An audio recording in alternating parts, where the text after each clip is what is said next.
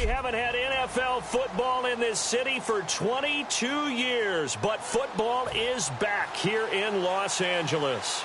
Today, we've got a good NFC matchup on tap between the Carolina Panthers and the Los Angeles Rams. And he'll be brought down at the 23, make it the 24-yard line. And Cam Newton brings out the 6-10 Carolina Panthers. And, boy, I know it's tough for the fans to hear that 6-10 record because they expected a lot more this year coming off the Super Bowl appearance. What questions need to be answered in the offseason? Well, I think let's start on offense and keep it there because the offensive line, both tackles, I think more help at wide receiver, at running back. And Cam Newton, they've talked about the ability of him to evolve as a quarterback. They want to kind of use the Ben Roethlisberger model, where he doesn't run as much, the ball's out of his hands quicker in the pocket, and becomes better and more proficient, more accurate with his throws downfield. They want to take some of those hits off of him and extend his career. It's a gain of 21 that time, and the Panthers are going to get a first down. It's a nice completion, a little bit of run after catch as well to create the yardage that they got. But it is so tough to cover that route, the drag route, because they run it at varying speeds. Because the key is to create hesitancy on the defender's part. Always so empathetic for those DBs, aren't you? Now a first carry for Jonathan Stewart. And he works his way forward for about 4 up to the midfield stripe. The tackle there by Mark Barron. And after the play on the ground, that brings up second down here.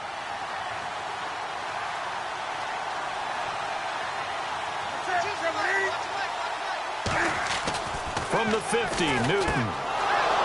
And it's hauled in by Ed Dixon. Touchdown, Carolina.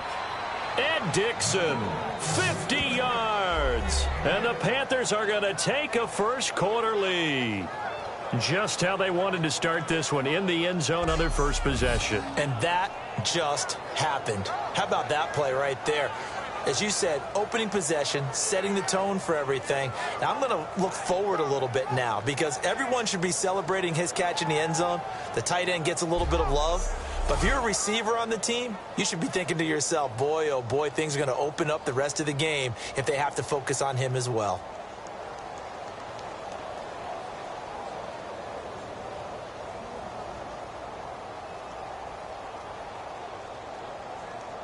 Graham Gano on for the extra point.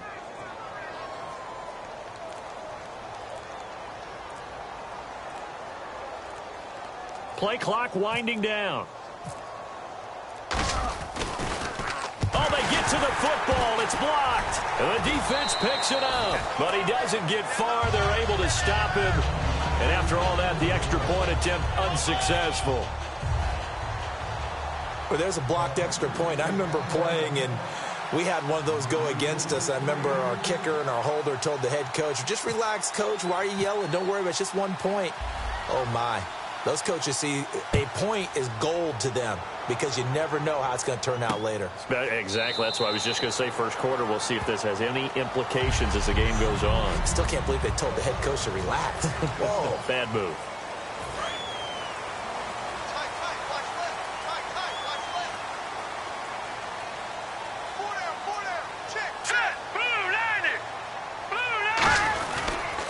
Here's the first carry now for Todd Gurley. Just a yard on the first down carry, so it's 2nd and 9. And we introduce you to these starters now, and Tavon Austin, a man who really doesn't need any introduction anymore in this league. He did it all when he's at the University of West Virginia. Played wide receiver, slot, returned kicks, even lined up a tailback and ran for over 300 yards. All of those talents will be on display in this game. That's complete to his tight end. This is Lance Kendricks. Only 3 yards on the catch. It's 3rd down.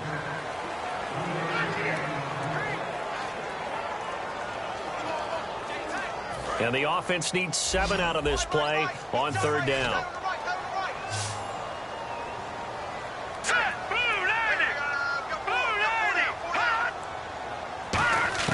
Throwing on 3rd. Goff. Got a man. It's his tight end, Lance Kendricks. It's a pickup of 16 there, and it'll lead to a new set of downs. And the game just keeps evolving. Big guys running those corner routes, so difficult to cover. Hurry up, here we go. 3-19. On first down, it's Gurley. Pushing forward for 3 up to the 48. I'm still struggling to wrap my mind around the year Todd Gurley had with the Los Angeles Rams. I thought he was a lock for 1,000 yards, didn't approach it, and never got over 100 yards in a single game all season. Yeah, and his rookie year, we know what he did. He was averaging 4.8 yards a carry as a rookie, 3.2 this year. How much of it was up front on the O-line? There was plenty of that, but he also has to increase his vision, and I think he may add a little bit more weight back on in order to break a few more tackles. Speaking of Britt, Charles, he just completed his 8th NFL season. Kind of interesting because the Rams struggled offensively. We know what happened there, but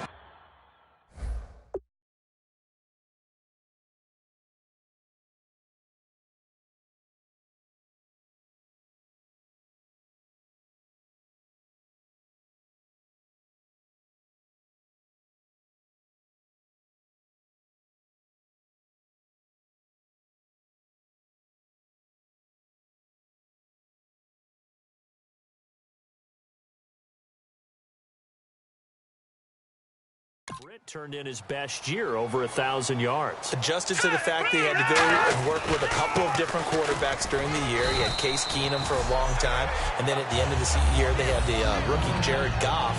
But what I liked about Kenny Britt was watching him develop, even in his 8th season, as a route runner. For a while, he'd become a guy, hey, Britt's going to go deep.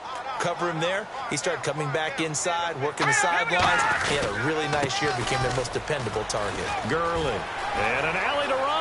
And he's going to take this one in for a Rams touchdown. Todd Gurley, 38 yards. And the Rams have tied the game with the extra point to come.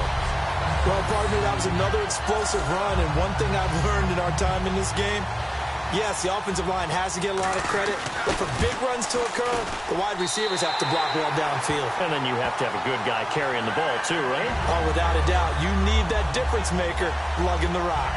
So the drive winds up going 75 yards in 7 plays. And it's finished off by a Todd Gurley touchdown run. Now after the touchdown, it's Zuerlein. He'll kick it away. This will be fielded at the 6. And not a bad return here. He gets it out to the 25-yard line. Here come the Panthers now, set to